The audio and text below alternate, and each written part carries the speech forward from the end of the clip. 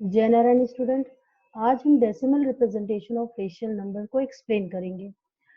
तो फर्स्ट है, if we have a rational number written as a fraction p by q, we can get the decimal representation by long division method। यानी कि हमें पता है p by q form का rational number होता है, उसको लॉन्ग डिवीजन मेथड से डिवाइड करके हम उसको डेसिमल फॉर्म में कन्वर्ट करेंगे। When we divide p by q, जब हम p को q से डिवाइड करेंगे using long division method, either the remainder becomes zero or the remainder never becomes zero। और जब हम ये डिवाइड करेंगे p को q से, तो या फिर वो रिमाइंडर जीरो दे देगा या फिर रिमाइंडर जीरो नहीं देगा। And we get a repeating string of reminders.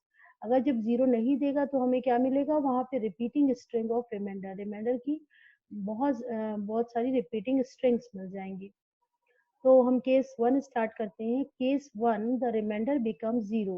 Case one में क्या है, द रिमाइंडर बिकम जीरो, कि रिमाइंडर इस केस में जीरो हो जाता है डिवाइड करने के बाद। Let us express 7 by 16 in decimal form, then 7 by 16 is equal to 0.4375। यानी जब हम 7 को डिवाइड कर रहे हैं 16 से, तो हमें ये डेसिमल फॉर्म मिल रहा है। In this example, we observe that the remainder becomes zero after a few steps। यानी कि जब हमने 7 को 16 से डिवाइड किया तो कुछ स्टेप्स के बाद हमें रिमाइंडर जीरो मिल गया। Also, the decimal expansion of 7 by 16 terminates, या terminates means end हो जाना, कि कुछ स्टेप्स के बाद वो हमारा डिवीजन एंड हो गया और हमें एक रिमाइंडर जीरो मिल गया। Similarly, using long division method, we can express the following rational numbers and decimal form। अब देखो यहाँ पे क्या है, 1/2। 1/2 इज ए रेशनल नंबर। अब इसको जब हम 2 को 1 को 2 से डिवाइड करते हैं तो हमें 0.5 मिल रहा है। यानी कि कुछ स्टेप्स के बाद यहाँ डिवीजन रिमाइंडर जीरो हो गया और हमें ये आंसर मिल गया। इसी तरह 7/5 है, 1.5 इसका आंसर है। -8/25 का आंसर है -0.32। In the above example, the decimal expansion terminates or ends after the finite number of steps। इन सारे ही रेशनल नंबर्स में कुछ स्टेप्स के बाद हमारा रिमाइंडर जीरो मिल जाएगा और हमारा डिवीजन कंप्लीट हो जाएगा। इस टाइप के रेशनल नंबर्स को हम कहते हैं टर्मिनेटिंग डेसिमल। तो when the decimal expansion of p by q, where q is not equal to zero, terminates, that is comes to an end, यानी कि end हो जा रहा है या terminate हो जा रहा है, the decimal expansion is called terminating। कब हम terminating करते हैं, या फिर वो end हो जाए, जीरो दे देगा तब end हो जाएगा हमारा, और तब हम कहेंगे उस फ्रैक्शन को decimal, terminating decimal। in second case, the remainder never becomes zero। Second case में क्या होगा, जीरो रिमाइंडर नहीं होगा और हमें लॉन्ग स्ट्रिंग मिलेगी डिनोमिनेटर वो रिमाइंडर की। Does every rational number has a terminating decimal expansion? Before answering the question, let us express 5/11 and 7/6 in decimal form। तो हम इसको एक्सप्रेस करेंगे 5/11 और 7/6 को, देखेंगे कि इसमें क्या हो रहा है, कैसे रिमाइंडर हमारा जीरो हो रहा है या नहीं हो रहा है। तो इसके लिए हमको 5 को 11 से डिवाइड करना होगा। तो पहला हम क्या करते हैं, क्योंकि 5 हमारा स्मॉलर देन 11 है, तो हमें क्या करना होगा, डेसिमल लेना होगा, जिससे कि हम यहाँ पे जीरो ऐड करेंगे और ये नंबर हमारा 50 हो जाएगा। 11 4 जा 44, हमारा रिमाइंडर 6 आ गया, हमने जीरो ऐड कर दिया। फिर क्या हुआ, 11 5 जा 55, हमारा रिमाइंडर 5 आ गया, फिर हमने जीरो ऐड कर दिया, 50 हो गया। 11 4 जा 44, फिर हमारा 60 आ गया, फिर 11 5 जा 55। यानी रिमाइंडर हमारा एक बार यहाँ 60 आ रहा है, फिर 50 आ रहा है, फिर 60 आ रहा है, फिर 50। ये प्रोसेस बार बार रिपीट हो रही है। तो इस केस में ये हमारा रिपीटिंग डेसिमल फॉर्म हो गया, यानी कि बार बार डिजिट्स रिपीट हो रही हैं। 45 बार बार रिपीट हो रहा है। और सेकंड क्या है, 7 को डिवाइड करना है 6 से। तो यहाँ पे भी 7 1 जा 7, 6 1 जा 6 कर लिया हमने, रिमाइंडर 1 आ गया। अब 1 इज लेस देन 6 है, तो हमने डेसिमल पॉइंट लगाया और यहाँ पे जीरो ऐड कर लिया। 6 1 जा 6 हो जाएगा, 4 रिमाइंडर आएगा, फिर 6 6 जा 36 हो गया, रिमाइंडर 4 आ गया। फिर हमारा 6 हो गया और रिमाइंडर फिर 4 आ गया।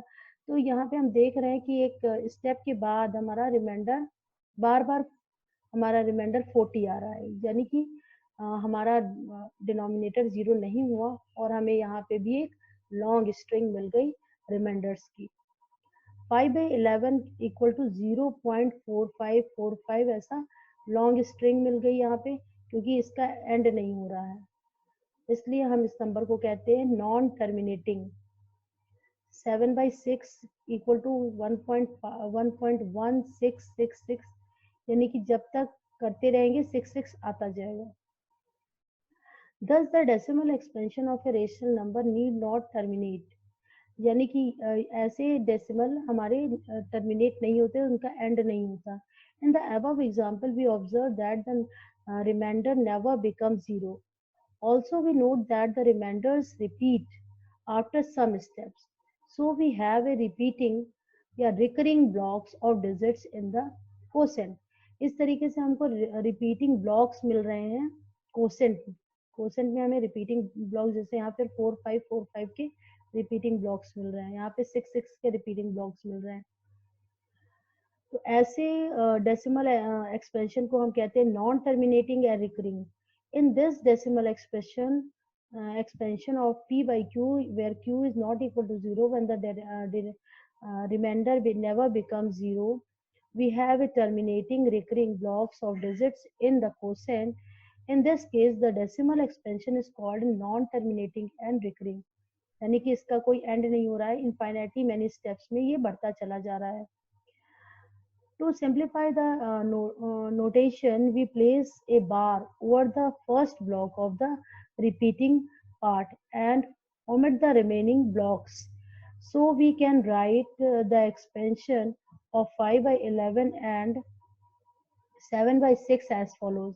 अब 5/11 है तो इसका हमारा क्वोशेंट आया 0.4545 डॉट डॉट डॉट, यानी कि ये स्ट्रिंग लंबी चलती जा रही है, इसका एंड नहीं हो रहा है।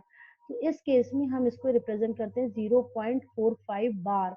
बार हमने उन्हीं डिजिट्स के ऊपर लगाए हैं जो डिजिट रिपीट हो रही है, यानी यहाँ पे 4545 बार बार रिपीट हो रही है, तो दोनों ही डिजिट के ऊपर हमारा बार लगेगा। 7/6 में 1.1666, यहाँ पे 1 डिजिट रिपीट नहीं हो रही, केवल 6 डिजिट रिपीट हो रही है, इसलिए केवल 6 के ऊपर ही बार लगेगा।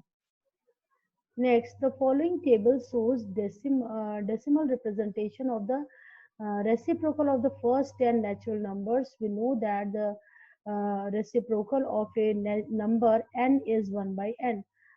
Obviously, the reciprocal of natural numbers are rational numbers. तो अगर n नेचुरल नंबर्स हैं तो उसका रेसिप्रोकल होगा 1/n। जैसा कि हम लोगों ने पढ़ा है, अगर 2 नंबर है तो 2 का रेसिप्रोकल होता है 1/2। ठीक है, यहाँ पे 1 to 10 नंबर्स दिए गए हैं, नेचुरल नंबर्स दिए गए हैं, उनका रेसिप्रोकल यहाँ पे दिया गया है और उसको डेसिमल फॉर्म में निकाला गया है।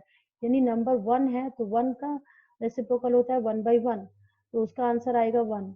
2 का रेसिप्रोकल है तो 1/2, 1/2 का डेसिमल फॉर्म है 0.5। तो ऐसे जिसमें बार नहीं लगा है वो टर्मिनेटिंग है हमारे। और 3 का है 1/3, 1/3 को जब हम डिवाइड करेंगे तो हमारी 3 डिजिट जो है वो रिपीट होती रहेगी, और इसके ऊपर हम इसलिए बार लगा देंगे और ये non repeating, non terminating and recurring हो जाएगी। 4, 0.25 इसका डेसिमल फॉर्म है रेसिप्रोकल का और ये टर्मिनेटिंग होगा। 5, 1/5 रेसिप्रोकल है, उसका डेसिमल फॉर्म 0.2 है तो ये टर्मिनेटिंग होगा। 6, 1/6 इसका